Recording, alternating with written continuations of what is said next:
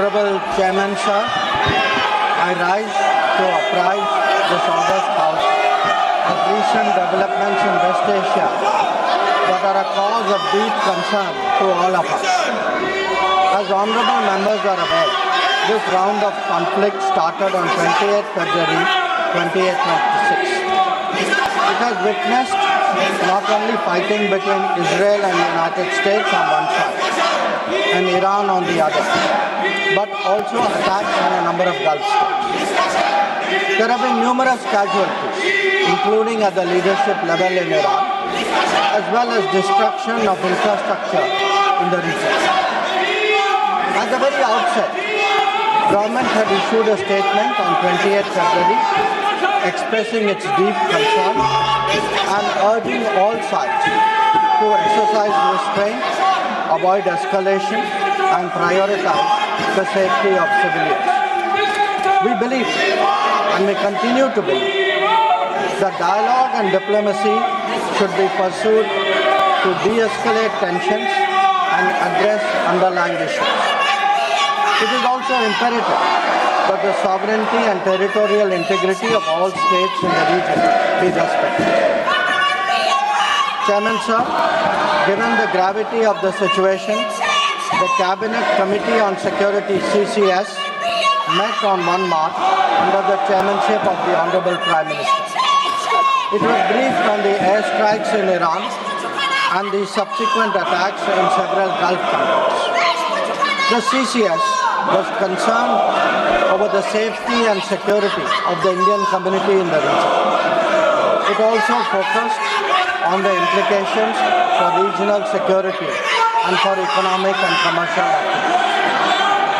The committee was apprised of difficulties faced by Indian travelers transiting the region and by students appearing for scheduled examinations in this country. It directed all concerned ministries and departments to take appropriate measures to respond to these problems. Honorable Prime Minister continues to closely monitor emerging developments, and relevant ministries are coordinating to ensure effective responses. Chairman Sir, the conflict has continued to intensify and the security situation in the region has deteriorated significantly. We have noted that, in fact, the conflict has spread to other nations with mounting destruction and deaths. Normal life and economic activities in the entire region are visibly affected and in some cases have come to a halt. We therefore reiterated our call on 3 March for dialogue and diplomacy and spoke up for an early end to the conflict. I am confident, sir, that the entire House joins me in expressing our sorrow at the loss of life. Honorable Chairman, sir, while any development that negatively impacts peace and security in the world is deeply troubling, this ongoing conflict is an issue of particular concern for India. We are a neighboring region and understandably have obvious stakes in West Asia remaining stable and peaceful. There are almost 1 crore Indian citizens who live and work in the Gulf nations. In Iran too, there are a few thousand Indians who are there for study and employment. The region is key to our energy security and includes many important suppliers of oil and gas. Chairman sir, the Gulf is also a major trade partner, accounting for US dollars. आप लोगों से आग्रह है कि जो सवाल आप उठा रहे हैं उसी सवाल का जवाब सरकार की तरफ से विदेश मंत्री जी दे रहे हैं। अगर आपकी चिंता है कि भारत के लोग गल्फ में हैं, भारत के लोग ईरान में हैं, मिडिल ईस्ट में हैं, तो क्या कार्रवाई सरकार कर रही, आप क्या परिचय दे रहे हैं? अगर सरकार की तरफ से आपके उस चिंता का स्टेटमेंट आ रहा है, आपके इशूज पे स्टेटमेंट आ रहा है, तो मैं आग्रह करूंगा कि आप लोग सदन को कृपया सुचारू रूप से चलने दें। आप सुनिए माननीय विदेश मंत्री जी, जो आप सवाल को उठाना चाहते हैं, उसका जवाब दे रहे हैं, स्टेटमेंट दे रहे हैं। आप सुनना नहीं चाहते, पहले से प्ले कार्ड लेके आए हैं। ये प्ले कार्ड लेके क्यों आए? कई बार अध्यक्ष जी ने कहा प्ले कार्ड लेकर के सदन में नहीं आया जा सकता, फिर भी आप तैयारी के साथ कि सदन को नहीं चलने देना। माननीय विदेश मंत्री। Chairman sir, the Gulf is also a major trade partner, accounting for US dollars 200 billion almost annually of trade. The House is also aware that in the last decade there have been significant investments from the region into the Indian economy. Therefore, the serious supply chain disruptions and climate of instability that we perceive are indeed serious issues. Furthermore, these include attacks on merchant shipping, where Indian nationals often constitute a large proportion of the crews. We have sadly already lost 2 Indian mariners and 1 remains missing in such incidents. I know, sir, that the House joins me in condoling the deaths. Honorable Chairman, sir, Government has been assessing the situation in West Asia continuously since the 12-day war in June 2025. We noted the indications of growing tension and cautioned the Indian community in Iran accordingly. On 5 January, Indian nationals were advised by the Ministry of External Affairs to avoid non-essential travel to Iran. Those already resident there were urged to register with the embassy, exercise due caution, and monitor embassy website and social media handles.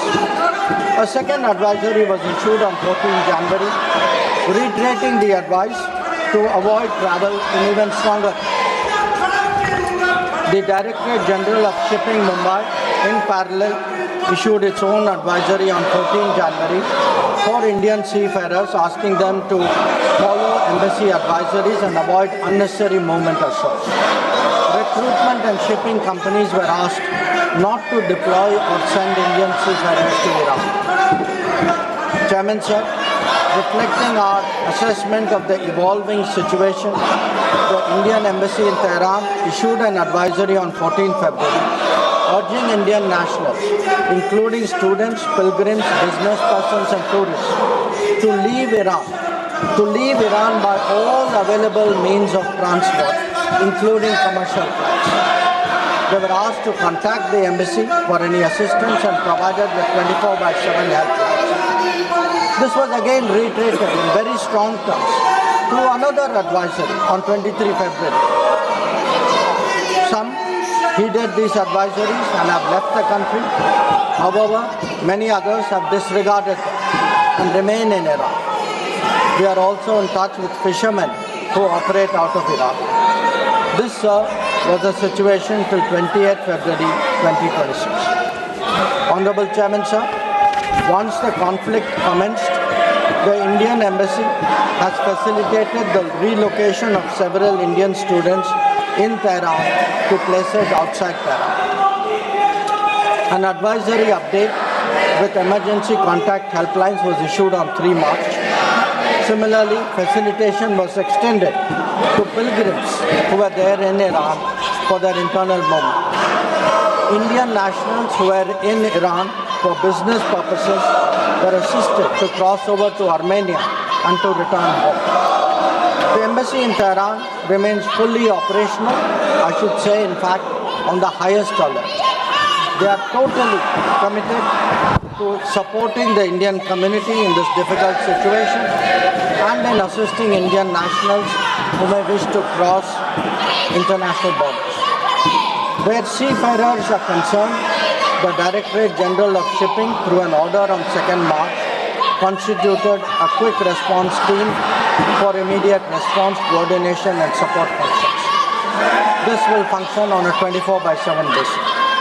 Honorable Chairman, sir, I would like to inform you that every Indian embassy in the region has similarly issued advisories. This is so with Israel, UAE, Bahrain, Qatar, Kuwait, Saudi Arabia, Iraq. Many of them did so on the 28th of February. Israel did it again on the 1st of March. Many of them again in the Gulf did it on the 5th of March. Saudi Arabia did it on the 8th of March. So this has been a continuous exercise. The MEA has set up a dedicated special control room to monitor the situation and respond to queries from those affected as well as their families.